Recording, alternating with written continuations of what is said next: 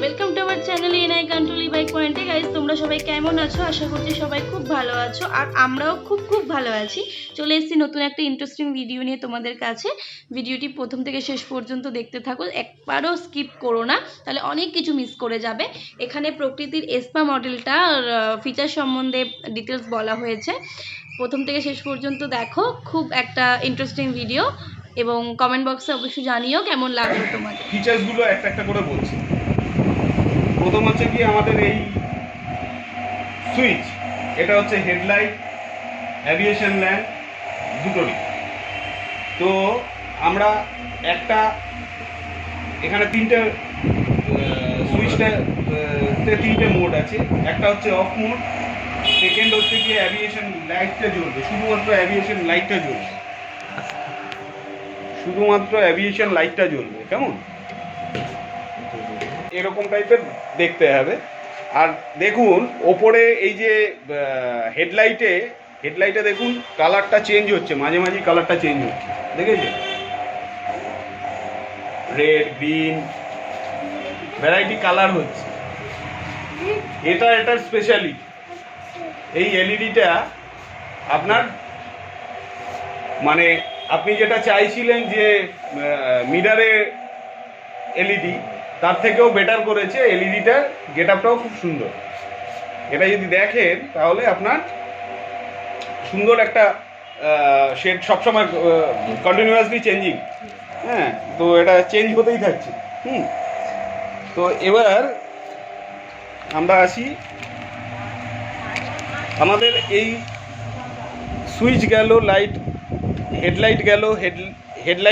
হেডলাইটটাকে এবার যদি অন করি, হেডলাইটটাকে অন করলে এরকম টাইপের একটা আলো পাচ্ছেন আপনি। হেডলাইটটা তো থাকছেই, অ্যাভিয়েশন লাইট থাকছে, প্লাস ওই চেঞ্জিংটা চলতে থাকবে। হচ্ছে গিয়ে আপার ডিপার, দেখুন চেঞ্জ হচ্ছে। এবার হর্নটা একটু বাজে, এরকম টাইপের সাউন্ড আসবে। ইন্ডিকেশনের জন্য এই হচ্ছে কি আপনার ইন্ডিকেশন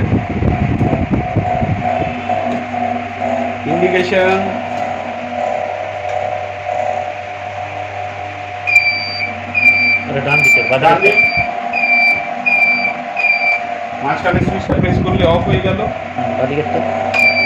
এটা বাদি। মাঝখানে সুইচটা প্রেস করলে অফ হয়ে গেল।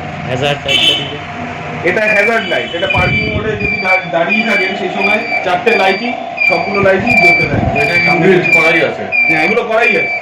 আচ্ছা। অফ করে দিলাম। এবার এখানে আমাদের মোড আছে তিনটে, 1, 2, 3। 1-এ যদি দেন আপনি গাড়িটাকে মোটামুটি 30 স্পিডে পাবেন।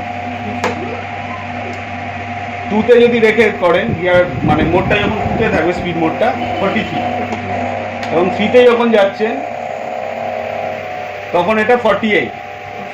এইটা ডিপেন্ড করে, এই 48 পাবো না 43 পাবো, এটা ডিপেন্ড করে ব্যাটারিটা আমি কত ভোল্টের নিই। যদি আমি 60 ভোল্টের নিই, এই 48 যেটা আমরা লাস্টে পেলাম, 48টাই মোটামুটি 60-র কাছাকাছি চলে যায়, 55 to 60-র কাছাকাছি থাকে, এবং একইভাবে বাকিগুলো ওই রেঞ্জটা থাকে। এবার আরেকটা জিনিস হচ্ছে, এই গাড়িটাতে আপনার সাইড স্ট্যান্ডার্ড সেন্সার আছে। এখন যদি এটাকে ঘোরানো হয় তো ঘোরানো যাচ্ছে না, কেমন মানে গাড়ি আর চলবে না, গাড়ি চলবে না। সাইড সেন্সার থাকবে, সাইড স্ট্যান্ডটাকে ইয়ে করেই মানে তুলে নিয়েই কাজ করতে হবে। এটাতে রিভার্স অপশনও আছে,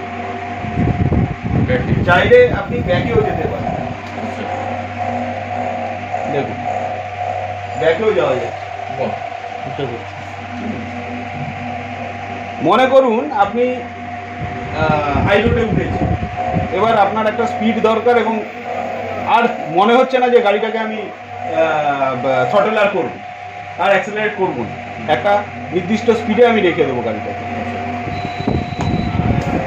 দেখুন এই 27 স্পিডটা আমার ফাইনাল হয়ে রয়েছে, এটাকে আমি যা করবো সেই স্পিডে রেখে এটাকে স্পিড মোডটাকে অন করে দিলে ওই স্পিডে গাড়ি চলতে থাকে।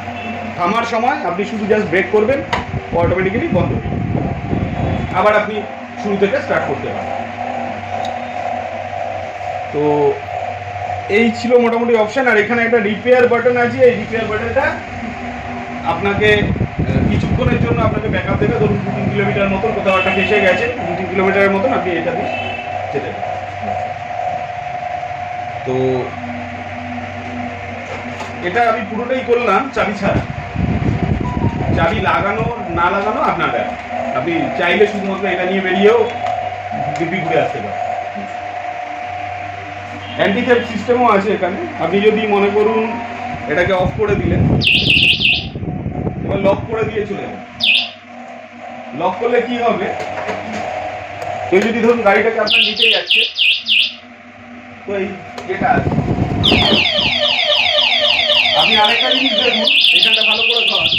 আরেকটা জিনিস দেখুন, গাড়িটাকে নাড়ানো যাচ্ছে না, লক হয়েছে মানে শুধুমাত্র গাড়িটাকে মানে সামনের চাকা তো আপনি অবভিয়াসলি হ্যান্ডেল লক করছেন, চাকা লক হয়ে চাকাটাও কিন্তু লক হয়ে যাচ্ছে, যাচ্ছে না।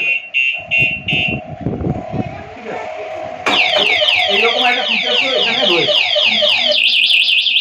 এবার এটাকে অফ করতে গেলে আপনাকে অফ সুইচটাকে প্রেস করতে হবে।